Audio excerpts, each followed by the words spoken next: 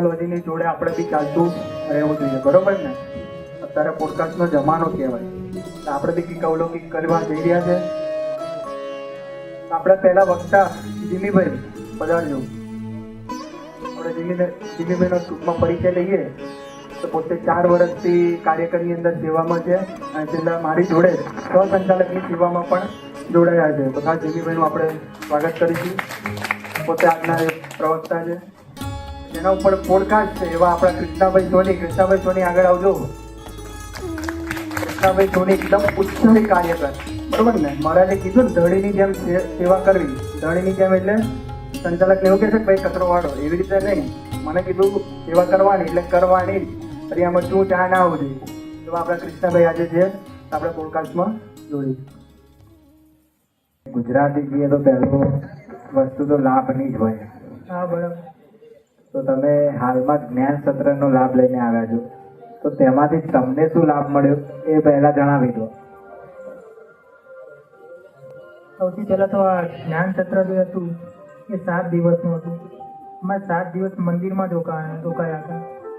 એ 7 દિવસ મંદિરમાં રોકાયા હતા ત્યાર પછી અમને આપણા સંસ્થાનો જે પાયો કહેવાય, જેમ કે અક્ષરરૂપ થઈને પુરુષોત્તમની ભક્તિ કરવી, એ અક્ષરરૂપ થઈને પુરુષોત્તમની ભક્તિ ઉપર અમને ખૂબ જ ઊંડાણપૂર્વક જ્ઞાન મેળવ્યું હતું. અક્ષર પુરુષોત્તમને જે આપણે સિદ્ધાંત કહીએ છીએ એના ઉપર ખૂબ જ ઊંડાણપૂર્વક જ્ઞાન મેળવ્યું હતું. અને બીજું કે જેમ આપણે દરિયામાં જોઈએ આપણે ઉપરથી કંઈ મજા ના આવે, ખાલી જોવાની મજા આવે. ઉપરથી કંઈ ખાસ મળે નહીં, પણ આપણે દરિયાની અંદર એટલે કે ઊંડા જઈએ ત્યારે આપણને ખૂબ જ સારી વસ્તુઓ જોવા મળે, જેમ કે એક્વેટિક એનિમલ, ક્રિસ્ટલ, સ્ટોન. એમ આપણા સત્સંગમાં પણ એવું જ છે. ઉપરથી આપણે કથા વાર્તા સાંભળીએ, આપણે મજા તો આવે, પણ સત્સંગની અંદર આપણે ઊંડા ઉતરીએ ને એ આપણા માટે ખૂબ જ સારું છે. તો તમે જે જણાવ્યું તેમાં ખૂબ સરસ લાભ તમે જણાવ્યો છે. તો આપણે પહેલા તો એ જાણીશું કે તમે CA નો હાલમાં અભ્યાસ કરી રહ્યા છો, તો તેમાંથી તમે સમય, હાલ લોકો બધા સમય એવી બધી વાતો કરે છે, સભામાં પણ નથી આવી શકતા સમયના કારણે. તો તમે CA ના અભ્યાસમાંથી સમય કાઢીને કઈ રીતે ત્યાં તમે જ્ઞાન સત્રમાં જોડાયા? એટલે તમને કઈ સમય નીકળી ગયો CA અભ્યાસમાંથી કે તમે તૈયારી કરી કે પછી તૈયારી કરી CA? ના, એટલે મારે પૂર્વ તૈયારી હતી. કુલદીપભાઈએ પહેલાં કીધું હતું કે 10 જૂન પછી જ થશે યુવા જ્ઞાન સત્ર. મેં પૂર્વ તૈયારી કરીને રાખી હતી અને અમારા ડાયરેક્ટર જે હતા નિહાર સર, એમની જોડે પણ વાત કરીને રાખી હતી કે અમને 7 દિવસની રજા જોઈએ. તો એમને સ્ટાર્ટિંગમાં ના પાડી, પછી હા પાડી. એમ આ સમય નીકળી ગયો. બરોબર. તો હવે તમે ત્યાં જ્ઞાન સત્રમાં ગયા તો તમને ત્યાં કેવા અનુભવ થયા તે અમારા દર્શકોને જણાવશો? અનુભવ તો ખૂબ જ સારો થયો. કેમ કે સવાર ઉઠીને 3 ટાઈમ, દિવસમાં 3 ટાઈમ મંગળા આરતીને બધું અટેન્ડ કરવાનું હતું. બીજું કે સંતો જોડી ગોષ્ઠી, અત્યાર સુધી ખાલી ગોષ્ઠી આપણે જે કરતા હતા મંડળમાં કરતા હતા, પણ ત્યાં સંતો જોડી વિશેષ ગોષ્ઠી હતી. આપણા પ્રયાગપ્રિય સ્વામીઓ 7 દિવસ અમે ગોષ્ઠીનો ખૂબ જ સરસ લાભ આપતો હતો. એ રીતે ખૂબ જ સુંદર લાભ આપતો હતો.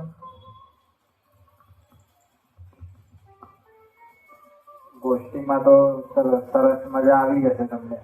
તો હવે આ જે જ્ઞાન સત્રનો જે કોર્સ હતો, તો એ કોર્સ કઈ રીતે ડિઝાઇન કરેલો હતો અને એમાં તમને મજા આવી કે નહીં એ જણાવશો થોડું?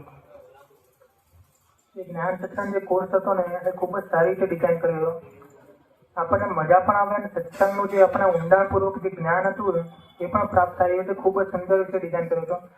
રોજે હરિનારાયણ સ્વામી દ્વારા એક્ટિવિટી પણ થતી હતી, જેનાથી અમને મજા આવે જ્ઞાન સત્રમાં. તો જણાવશો કેવા પ્રકારની એક્ટિવિટી થતી હતી? 1-2 એક્ટિવિટી દર્શકોને જણાવો તો થોડી. કે દોડા ખેંચ એક્ટિવિટી, કે 2 ટીમ હોય એ બીજાના એ બંને દોડા ખેંચે. એ દોડાનો જે કોન્સેપ્ટ હતો એ અંદરથી બહારનો સુધારો હતો. કે આપણે જે અમુક જણા જે બહાર કંઈ અલગ દેખાતો હોય અંદરથી કંઈ અલગ હોય. અમુક જણા સત્સંગમાં પણ હોય અને કુસંગમાં પણ હોય. એના ઉપર જે કોન્સેપ્ટ હતો અંદરથી બહારનો સુધારો, એટલે કે 100% સત્સંગમાં જ રહ્યો. બરોબર. એવી કોઈ બીજી એક્ટિવિટી યાદ નથી આવી, પણ હા બસ આ એક્ટિવિટી કરે. એટલે આપણા ગુણો અને દોષો એ પ્રમાણે જે આપણને લાઈફમાં જરૂર પડે એ ઉપર જ એક્ટિવિટી હતી બધી. હા બરાબર. તો આવો જ કોર્સ બહાર કોઈ કોર્સ હોય તો એની આશરે ફી કેટલી હોઈ શકે એમ? આ જે કોર્સ છે ડિઝાઇન કર્યો તો એના પ્રમાણે આપણે જોઈએ તો મિનિમમ 15 થી 20 હજાર રૂપિયા બહાર ફી હોય. અને અહીંયા આપણને ફ્રીમાં બધું કોર્સ આવી ગયો. હા બરાબર, બધું ફ્રી ઓફ કોસ્ટ જ હતું અમારે. અમારે જે મેઇન ઇન્ટેન્શન હતો એ સત્સંગનું ઊંડાણપૂર્વક જ્ઞાન પ્રાપ્ત કરવાનું હતું અને એ ખૂબ જ સારી રીતે કર્યું હતું. એમાં જે આપણા ક્ષેત્રીય કાર્યાલયના જે 3 મુખ્ય સ્વામી હતા, જેમ કે પૂજ્ય હરિનારાયણ સ્વામી, પૂજ્ય ધર્મજ્ઞ સ્વામી અને નિર્મલ ચરિત સ્વામી, એમની જોડે પણ ખૂબ જ સારી બોન્ડિંગ થયું હતું. હવે આમાં જેણે આ કોર્સ ન કર્યો, આ જ્ઞાન સત્રમાં જે ના જોડાઈ શક્યા, તો એમને શું ગુમાવ્યું? એમણે બહુ બધો લાભ ગુમાવ્યો છે. સાચું કહું તો કે સંતો જોડે ગોષ્ઠી કરવાનો એક અલગ જ પ્રકારનો આનંદ હતો, કારણ કે સંતો જોડે એ ખૂબ જ અનુભવી, એમની જોડે જ્ઞાન આપણા કરતાં વધારે હોય. એ એવી સિચ્યુએશન પણ આપતા હતા કે તમે આ સિચ્યુએશન હોય તો તમે શું કરો, એ સિચ્યુએશન પણ આપતા હતા. અને ત્યારબાદ ખૂબ જ સુંદર રીતે અમને વર્કશોપ દ્વારા લાભ પણ આપતો હતો. વર્કશોપ એટલે કે આપણે માધ્યમ એક જ હતું સત્સંગ, પણ તેને અલગ અલગ પ્રકારે તમે રજૂ કરવામાં આવ્યા હતા. એ વર્કશોપમાં હું તમને કહું તો પૂજ્ય નિર્મલ ચરિત સ્વામી દ્વારા અમને એક ખૂબ જ સુંદર વર્કશોપ લાવવા આપેલો. એમાં સત્સંગ અને કુસંગનો માધ્યમ ધરાવેલો. સત્સંગ એટલે કે આપણે હોવો જોઈએ મધમાખી જેવો હોવો જોઈએ. જે મધમાખી છે એ સારી જગ્યાએ જ બેસે, અને કુસંગ જે છે ને આપણે માખી હોય ને એ એવો હોય છે, એ સારી જગ્યાએ પણ બેસે અને ખરાબ જગ્યાએ પણ બેસે. ખરાબ જગ્યાએ બેસી પણ સારી જગ્યાએ બેસી સારી વસ્તુને પણ બગાડે. એ રીતે પછી પૂજ્ય ધર્મજ્ઞ સ્વામીનો પણ લાભ મળ્યો હતો પારિવારિક એકતા ઉપર. પૂજ્ય વિવેક મુનિ સ્વામીનો પણ આપણા જે સત્સંગ વાંચન હતો એના ઉપર ખૂબ જ સારો લાભ મળ્યો.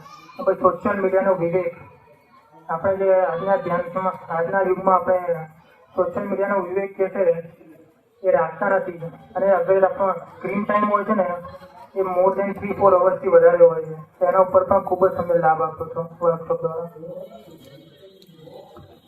તો આમાં તમે લાભ તો બહુ લીધો, પણ આ તમે 7 દિવસ જે ત્યાં વિતાવ્યા, ત્યાં રહ્યા, તો એ 7 દિવસનું શિડ્યુલ શું હતું તમારું? દિલ્હીનું શિડ્યુલ શું હતું ત્યાં? સવારે શિડ્યુલ તો સવારે 6 વાગે આમાં મંગળા આરતી હોય અટેન્ડ કરવાની. પછી 6:25 આપણે જે સંયુક્ત મંડળની જે સભા થાય છે ને ઉપરના સભા મંડપમાં, ત્યાં અમારે 6:25 પૂજ્ય ધર્મજ્ઞ સ્વામીના હેઠળ આપણે સમૂહ પૂજા હતી એમના અંડરમાં. એટલે આપણે જે પૂજામાં જે મિસ્ટેક ને એ બધું થાય ને એ પૂજ્ય ધર્મજ્ઞ સ્વામી એ ખૂબ જ સારી રીતે એક્સપ્લેન કરતા હતા. પછી 6:25 7:10 સુધી પૂજા થાય. 7:10 રૂમમાં જવાનું, કપડાં ચેન્જ કરીને 7:30 વાગે શણગાર આરતી હોય ત્યાં અટેન્ડ કરવાની. 7:30 વાગે શણગાર આરતી પછી 8 વાગે અમે નાસ્તો કરવાનો. 8 થી 8:30 પછી 9:15 વાગે અમારી સેશન સ્ટાર્ટ થાય. 9:15 વાગે સેશન સ્ટાર્ટ થાય એટલે કે સૌથી પહેલા પ્રાપ્તિનો વિચાર, જેમ મોહનભાઈ મહારાજે કીધું છે કે છેલ્લો 15 મિનિટ પણ ખટકો મૂકીને પ્રાપ્તિનો વિચાર કરવાનો. એ પ્રાપ્તિના વિચારથી સ્ટાર્ટ થતું. ત્યાર પછી પૂજ્ય શ્રુતિપ્રકાશદાસ સ્વામી દ્વારા રોજ 1 કલાક અક્ષર પુરુષોત્તમનો સિદ્ધાંત, એ એમના ઉપર ખૂબ જ ઊંડાણપૂર્વક જ્ઞાન 7 દિવસે મેળવ્યું હતું. ત્યાર પછી અમારે વર્કશોપ હતું, જે મેં હમણાં તમને કીધું એમ. અને પછી 10 મિનિટનો બ્રેક આપતો હતા. 10 મિનિટનો બ્રેક પછી અમને સ્વયજ્ઞાનમાં જોડતા હતા. સ્વયજ્ઞાન એટલે કે આપણને જે મેટર તૈયાર કરવાનું હતું એક ગ્રુપમાં. એ ગ્રુપમાંથી એક કોઈ પણ એક જણા એ મેટર જે સ્ટેજ ઉપર જઈને પ્રેઝન્ટ કરે અમારા ગ્રુપ પછી. એ ગ્રુપનો તમારા વિચારમાં કઈ નાખો નિશ્ચય અને આશરો, જે અમને વચનામૃતમાંથી આપેલું સ્વામીએ. જેથી અમારું ગ્રુપમાં જો ડિસ્કશન કરવાનું. ત્યાર પછી અમારે ગોષ્ઠી થઈ. ગોષ્ઠી 12-5 પતે પછી જમવા જવાનું. જમીને ત્યાંથી પછી 3:30 વાગ્યા સુધી અમારે આરામ હોય. 3:20 પાછા આવવાનું. 3:30 વાગ્યાથી સેશન સ્ટાર્ટ થાય. 3:30 વાગે ગુરુવારી દર્શન અથવા તો પ્રશ્નોત્તરી હોય સ્વામી જોડે. પછી 3:30 વાગે 4 વાગ્યાથી અમારે મુખપાઠ હોય. મુખપાઠ એટલે અમને જે 7 દિવસ ત્યાં રહ્યા હતા ને એમાં 7 દિવસમાં જે દિવસે ગયા ને ત્યારે અમને એવું કહ્યું હતું કે મુખપાઠમાં તમારે 7 દિવસ સત્સંગ દીક્ષાના 7 શ્લોકો, જે આપણે અત્યારે બાળ મંડળમાંથી ઘણા બધા રહીશું, 7 શ્લોકો જે 315 શ્લોક, જે સંસ્કૃત જેવા અઘરા અગ્નિ સબ્જેક્ટની અંદર એમ લોકોએ 315 શ્લોક મુખપાઠ કર્યા. એ 315 શ્લોકમાં એમને 7 શ્લોક આપ્યા મોડે કરવા માટે. પછી વચનામૃતના અને સ્વામીની વાતોનું પણ મને 7 તૈયાર કરવાનું હતું. એ શનિવારે અમારે ટેસ્ટ હતી. ત્યાર પછી એ થઈ જાય પછી અમારે 4 વાગે અમારે ખૂબ જ સુંદર એમ કહું ને અમને લાભ મળ્યો. પૂજ્ય સ્વરૂપ સ્વામીનો એમણે અમને શીખવાડ્યું કે ટ્રેનિંગ આપી હતી. 4 દિવસની ટ્રેનિંગ આપી હતી કે પ્રવચન કેવી રીતે કરવાનું. આપણે પ્રવચન તો કરીએ છીએ પણ પ્રવચનમાં અમુક પણ આડાફેરા બધું ઉપર નીચે ક્રમ જે છે ને જળવાતો નથી. અને આપણે કેવી રીતે ટોન વાપરવી, કયા સૂરમાં બોલવી એ બધું પણ અમને શીખવાડ્યું હતું. ખૂબ જ ઊંડાણપૂર્વક અમને શીખવાડ્યું હતું. 4 દિવસ અમે પ્રવચનનો લાભ આપ્યો. પછી અમારે 2 દિવસ એટલે કે શુક્રવાર અને શનિવારે અમારે પ્રેઝન્ટેશન કરવાનું હતું.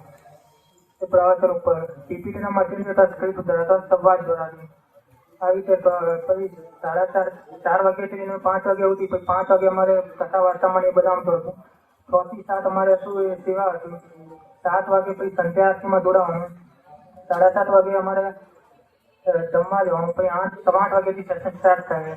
8 વાગે સેશન સ્ટાર્ટ થાય. એમાં જે અમદાવાદ 1, 2 અને 3 જેમાં સૌથી અનુભવી કાર્યકરો ને સંયોજકો, નિરીક્ષકો એમના પ્રેરણાદાયક ઇન્ટરવ્યુ હતા. એમાં પ્રેરણાદાયક ઇન્ટરવ્યુ પછી 8:30 થી 10:30 વાગ્યા સુધી ઇન્ટરવ્યુ ચાલે. 10:30 પછી જે કહું ને ખૂબ જ મજા આવતી હતી અને પૂરા દિવસનો જે થાક હતો ને ઉતરી જતો હતો. અમને ફ્રી છૂટ આપી હતી કે તમને જે સંત ગમે અથવા તો તમને જે સંત જોઈને અનુકૂળ આવે એ સંતો તમને ગોષ્ઠી કરે. ગોષ્ઠી એટલે સત્સંગની ગોષ્ઠી નહીં. આપણે કરિયર ગાઈડન્સ હોય એ કરિયર ગાઈડર ઉપર ગાઈડન્સ લેવાનો હોય તો તમને જે પણ મનમાં જે પ્રશ્નો હોય એ બધા જ પ્રશ્નો જે છે ને એ સ્વામી આગળ મૂકવાના. એ સ્વામી તમને એનું સમાધાન કરીને આપશે. અને એમના પૂજ્ય ધર્મજ્ઞ સ્વામી જોડે રહીને ખૂબ જ સારું ગાઈડન્સ પણ મેળવું કરે. કરિયર ગાઈડન્સ થઈ ગયું. એમને ખૂબ જ સુંદર એમની જોડે સારું બોન્ડિંગ પણ થયું જે આપણને સંત પારેનો લાભ આપવા આવ્યા. 3 દિવસ 4, 5 અને 6 મે. તો હવે આપણે આખરી પ્રશ્ન ઉપર જઈશું કે તમને એમાં ગ્રામ્ય વિતરણ પર હતું એક દિવસ. તો તેમાં તમને શું કર્યું ત્યાં જઈને અને શું શીખ્યા, શું લાભ મળ્યો એ જણાવજો ખાલી.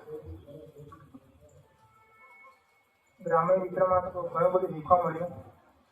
ગ્રામ્ય વિતરણ પહેલો ટાઈમ ફર્સ્ટ ટાઈમ અનુભવ હતો એટલે મનમાં બહુ બધા પ્રશ્નો પણ હતા. અમારે જે ગામમાં ગયો તો એ ગામનું નામ ડી લાલુજીની મોંઘવા એટલે કે દહેગામથી આગળ છે. ત્યાં ગામમાં હરિભક્ત કનિષ્ઠ અને ખૂબ જ ઉત્સાહી કાર્યકર છે બલદેવભાઈ રાઠોડ કરીને. એમના 4 ભાઈઓ છે. 4 ભાઈ એક જ કંપનીમાં જોબ કરે છે. એ પહેલા સંચાલક હતા પણ એમના જોબના લીધે અત્યારે સંચાલક નથી. એમના જે સંયુક્ત મંડળ ત્યાં એક જ ચાલે છે. ત્યાં કોઈ મંદિર પણ નથી. ત્યાં એમના જે 4 ભાઈઓ હતા 4 ભાઈઓમાં ખૂબ જ સંપ દેખાવા મળ્યો હતો. અને બીજું કે આપણે તો ઘણી વાર છે ને અહીંયા સભા, પરાસભા અથવા ફરી સભા હોય છે ને એમાં આપણે આળસ કરીએ છીએ આવવા માટે. આળસ એટલી હદી કરીએ છીએ કે આપણે એટલા સભામાં 9 વાગ્યાના ટાઈમમાં તો 9:30 પોણા 10 આવીએ છીએ. તો ત્યાં એવું નથી.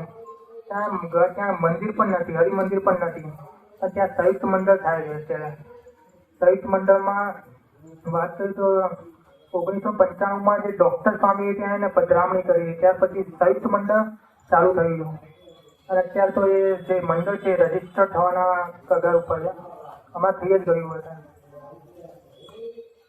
એમના ભાઈઓમાં ખૂબ જ સંપ હતો. અને આપણે આજે આળસ કરીએ છીએ ને સભામાં, આપણે કેમ કે આળસ કરીએ એનું રીઝન પણ કહું. કારણ કે આપણે બધી જે ફેસિલિટી છે ને એ હાથોહાથ આપણા હાથમાં મળી ગયા છે. આપણે કંઈ કરવાની જરૂર નથી. કે અહીંયા દર અઠવાડિયે પરાસભામાં હોય આપણે એમાં આપણને સંતોનો લાભ મળે, કથા વાર્તાનો લાભ મળે. એમનો જે છે આપણી કિંમત નથી.